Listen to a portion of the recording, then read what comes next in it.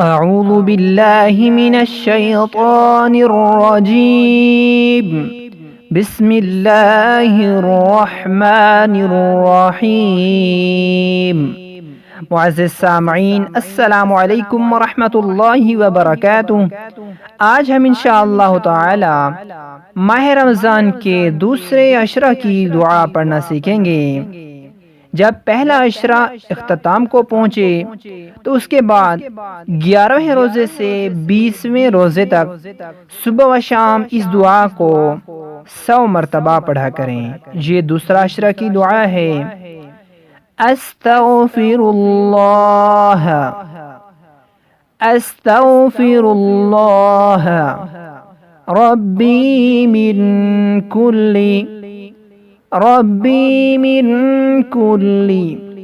ذنب وأتوب إليه، ذنب وأتوب إليه، أستغفر الله ربي من كل ذنب وأتوب إليه۔